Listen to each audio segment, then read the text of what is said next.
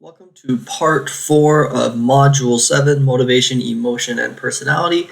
Today what we're going to be talking about is our final section of motivation, which is looking at affiliation and achievement. First we're going to start with affiliation, which is in general the need to belong. Affiliation need is the need to build relationships and feel part of a group. Now, our affiliation need actually does have physiological components as well as kind of the more external components. So one of the big ones is oxytocin. So oxytocin is released by our pituitary gland whenever humans bond socially. So when we create a social bond, it releases oxytocin. Oxytocin then triggers the release of serotonin, which is our hormone, right? That way it's our feel-good hormone. It increases our feelings of well-being. It makes us feel good.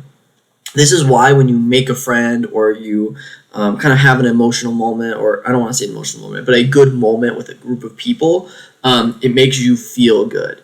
That's what's going on, is there actually are these physiological internal processes that are involved in this need to build a connection, to feel like we're part of something, to create strong relationships.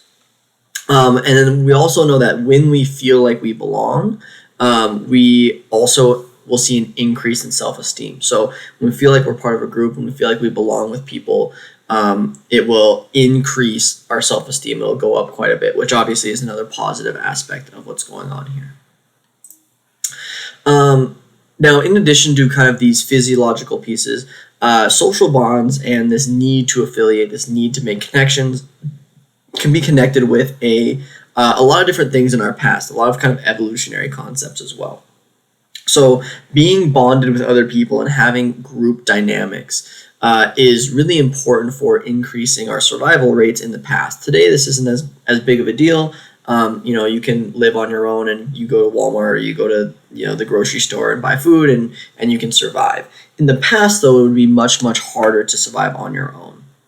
So having a group of people helped us increase our chances of survival through 4 main kind of ways. One of the big ones was hunting. Hunting with a group of people is obviously much easier than hunting on your own. Traveling in groups is obviously much safer, much easier. You're able to bring a lot more stuff. If I have 20 people with me, we're able to carry or pull a lot more things than just me by myself. There's obviously greater safety in numbers. So if we are attacked by an animal or even the elements or other people, having multiple people is much more likely to keep me safe than if I'm by myself. And then lastly, obviously, if we are living in communities and groups, it's also going to increase our chance to reproduce. If I live by myself, it's very hard to reproduce because I have to go out and find somebody else somewhere. If there is a group of people that I have a bond with, that I'm socially connected to, right, that reproduction becomes much easier to achieve because there's people there. We also see, and this is something that would affect our ancestors, but also is very important for today, is that having close family or friends, it can help us get through harder times. So when something bad does happen, having these close bonds, having these affiliations allows us to better deal with situations, and that obviously is going to make people happier, right? If we're able to get support and deal with hard times, it's going to make us happier in the long run. We also can see a whole lot of differences in how affiliations affect life later on. So these are just kind of a whole bunch of different statistics that we see, or patterns we tend to see. I guess they're not statistics, but patterns we tend to see. So married people are happier than those who are divorced or separated. Separated or divorced people have a higher risk of early death. And children who have multiple foster homes or families struggle to create deep attachments. So again, all of these are kind of connected with this need that we have to affiliate, to be connected with people. We'll see in some of our later parts when we talk a little bit more about emotion, we'll get to see a little bit how these pieces are tied in with health. And which kind of ties into that second bullet point, where we see that people who basically don't have this strong relational connection have a higher risk of dying early. They're more likely to have an early death. So we can see how these social needs, these affiliation needs, actually can end up affecting our biological health as well. And again, we'll dig more deep into this a little bit later, but it's just kind of a concept that's going to come up as we go forward. One thing too that we see, and this is something that's very important, I think is very much being something that's a very big focus for psychologists today, is that one thing we do know, and you can kind of see it in this chart here, is that younger generations are feeling lonelier than older generations are. Now, we don't necessarily know exactly why this is, and that's kind of one of the big things we would want to find out.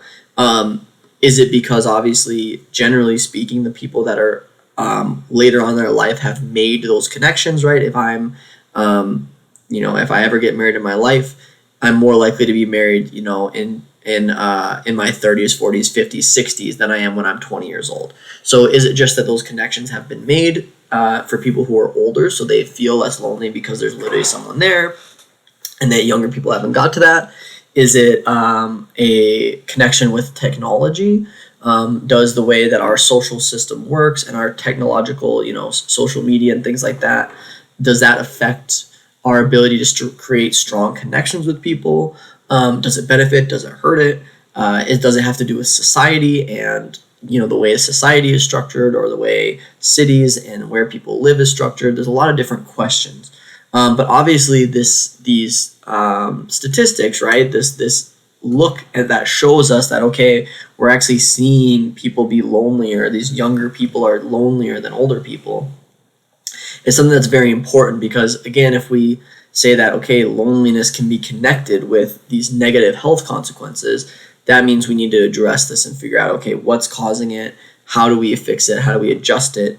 And obviously, at the end of the day, we would like to have a society where no one feels lonely. So how do we kind of address those different pieces? That gets us to kind of the opposite of affiliation, which is where we are shut out of a social group or a setting. This is what is called ostracism. So ostracism is being deliberately left out of a group or social setting by exclusion or rejection. Now, what's important is that ostracism is when it's deliberate. So we wouldn't be ostracized on accident, I guess. This isn't something that accidentally happens. This is something where someone is deliberately left out. They are specifically excluded or specifically rejected from a group. Ostracism is tied with a whole bunch of negative kind of consequences. So when there is prolonged or unreasonable ostracism, that can lead to loneliness, depression, or even aggression. It's often used as a punishment. So we can see this throughout history, being exiled. And again, this isn't really as much of a thing today, but being exiled in the past was a major punishment, right? You were being ostracized from a country or a government or a community or whatever. You were exiled out. Imprisonment is a form of ostracism. We are separating you from the rest of society. Solitary confinement is an example of ostracism within, imprisonment, where we're ostracizing not just them from society, but from the other prisoners as well. A smaller form that we use kind of in day-to-day is a timeout. When a little kid is doing something, they're getting in trouble, and you put them in timeout, in a lot of ways, you're ostracizing them. You're separating them out from everybody else and everything else, and you're separating them as a form of punishment, right? So we've used this as punishment for a long time. Now, ostracism, again, is really important, and there's ties. So one of the things that's interesting about it is that the pain that we feel from ostracism actually activates the same areas of the brain as physical pain. So when you are deliberately excluded, right, people tell you cannot be part of a group, or they don't want you to work with them or hang out with them or whatever, the pain that you feel is setting off the same parts of our brain just as if you felt physical pain, as if you were physically harmed. So there's an interesting kind of connection there. And we've seen this kind of pattern throughout, where things that we think about or things that we imagine set off the same parts of our brain as things that we actually experience. It's kind of a similar idea, where this kind of emotional, social pain that we feel is actually activating the same parts of our brain as literal physical pain that I would feel. Now, moving from affiliation to achievement. Achievement motivation is our desire to accomplish something. Now, generally speaking, these are going to be significant accomplishments, big accomplishments that are meaningful to us. That can go for mastering of a skill, mastering of an idea, attaining a high like standard of something. So examples of, there's millions of examples of achievements, right? It can be winning an award, it can be winning a competition, it can be graduating from high school or college, it can be getting a specific job, getting a raise, being able to complete something that you've never been able to do before. All those things would be considered achievement. And all those, we have this general desire to achieve certain things or achieve something. Now, individuals need to meet these goals, right? They need to meet realistic goals. They need to receive feedback, and they need to experience a sense of accomplishment. These are important parts. Now, again, this motivation, all these pieces are things that are tied in. We're not going to really talk about how achievement motivation affects us when we don't reach those achievements. But obviously there's negative consequences tied to that, right? When we don't set realistic goals, we aren't able to ever achieve them, we don't ever get feedback, we don't ever experience this sense of accomplishment, it's going to have negative effects on us psychologically and, again, possibly physically, depending on, how bad it is. Another term that we also want to bring up is what is called grit. So grit can be defined a lot of different ways, but in psychology, it is going to refer to the passion and perseverance in the pursuit of long-term goals. So if you have grit, it is basically your ability to continue to push forward, to move forward, to persevere, to achieve something in the long run. Okay? That would all be grit. So let's talk about the two different types of motivation here. So we have what is called intrinsic motivation and extrinsic motivation. I'm sure you've heard of both of them. These are pretty common ideas and concepts that are used in regular society. Intrinsic motivation is motivation that stems from internal factors, the benefits associated with the process of pursuing a goal. So when someone is intrinsically motivated, the biggest difference is a lot of times less about achieving the goal and more about the process of pursuing that goal. So someone who is intrinsically motivated, generally speaking, is driven by a high interest and enjoyment in whatever it is that they do, right? In the task itself. And that enjoyment and that interest comes from them, comes from themselves, as opposed to coming from external things in society. So a simple example of this, someone who is intrinsically motivated, let's say they're a soccer player, right? A soccer player who is intrinsically motivated is one who plays all the time, and they'll still have literal goals, right? Their goal might be let's say they want to win a state championship, right? That's their goal. They still have that goal, but what motivates them to do that, what motivates them to play, is loving the sport of soccer and enjoying it and being interested in it, right? It's not as much about like the trophy that you get when you win a state championship or the praise you get when you win a state championship. It's because they just love playing so much. That would be someone who's intrinsically motivated. Now, intrinsic motivation is really important because we know that individuals who are intrinsically motivated are likely to perform better and improve their skills at a given task. So I can kind of give you a really simple example of this, and I'll actually use school as an example. So learning is something that you can be intrinsically or extrinsically motivated to do. So as a teacher, right, I get all sorts of different students, and it's really easy to tell the difference between some students, even in an AP class, right? If you think about an AP class, generally speaking, everybody in that class is motivated to perform well, right? They're all there, and they have a certain level of ability, right? They're all, at least putting in some level of effort. So students who are intrinsically motivated in my psych class, for example, would be ones who are really there because they want to learn about psychology, because they find psychology interesting, and their goal is to learn about psychology. So even when they don't necessarily do super well, they're going to be more willing to put in more time. they're going to be more likely to improve, they're going to be more likely to come out at the end and perform better than a student who is extrinsically motivated. A student who would be extrinsically motivated, and we'll talk about that in a second, is a student who maybe just wants an A, right? They're just there to do well on the test at the end. Now, it doesn't mean that can't be a motivator and you can't do well if that's what motivates you. But generally speaking, what's going to happen is in the long run, that student who just loves psychology will get better at psychology, and they'll continue to get better and better and better, and they'll surpass the student who is extrinsically motivated. So let's look at extrinsic motivation here. So extrinsic motivation is motivation that comes from or stems from an external factor, something else.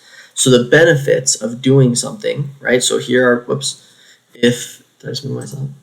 Oh my God, okay. Oh, one second. Okay.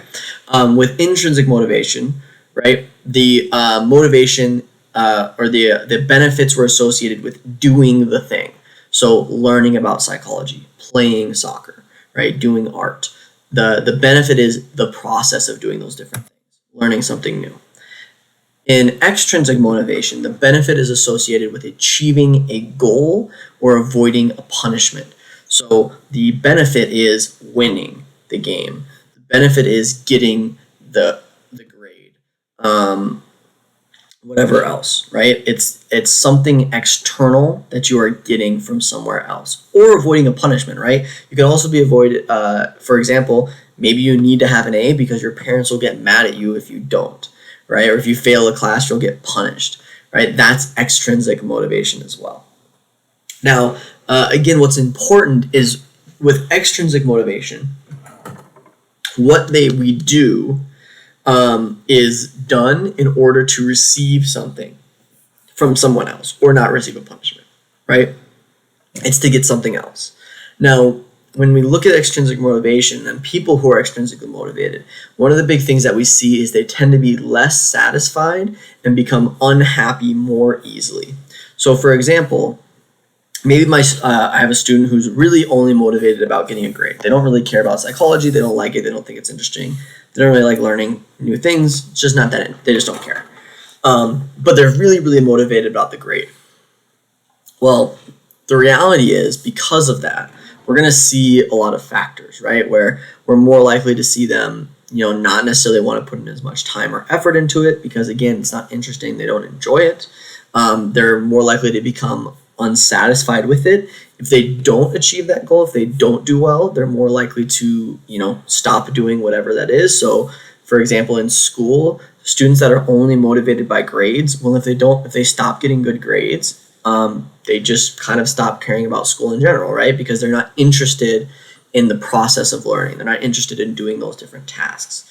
They're more likely, again, to become unhappy more easily. So when they don't achieve something, they're likely to become unhappy a lot quicker, right? So again, we can think about, if we want to think about like athletics, the player who just really loves to play soccer, like, yeah, they're going to be upset if they lose still. They're not going to be happy about it. But they're still going to be willing to put an effort, and they're still going to feel positive about, going and playing and wanting to continue and push forward and keep trying. Where our person who is extrinsically motivated, right? Once we start losing, if we don't do very well, they're just going to stop because they don't get anything out of it anymore. So it's really important that we kind of cultivate this idea of intrinsic motivation, that we build this idea of wanting to achieve things or do things for the process, right? This is a really important thing in education, where it's kind of hard because obviously by the time you're in high school, this is kind of in you or not.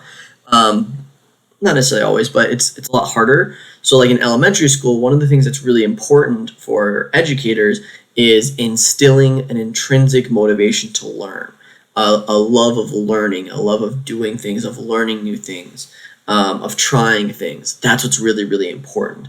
Because if you can get a student who's intrinsically motivated, even later on when things get harder and they struggle, they're still willing to do it, right? They're going to push further. They're going to have more, and this comes kind of back to the beginning, they're going to have more grit, right? They're going to be willing to persevere longer. They're going to have more of a passion for it, and that's going to allow them to achieve better later on.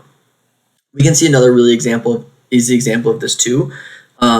in like your job. If you are only at your job to get the paycheck at the end, right? You're probably not doing the best possible work you can, right? If you have a job, like I mean, I've had jobs in the past where I really didn't get anything out of the job except for the paycheck at the end.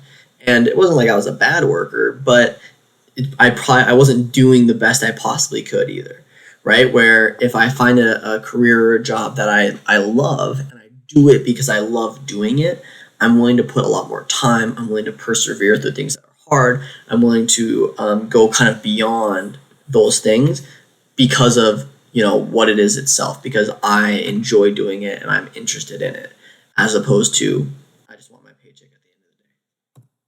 So that'll wrap up this conversation looking at affiliation and achievement. Again, please make sure you take a few moments, write a short summary, and I'll see you guys next time.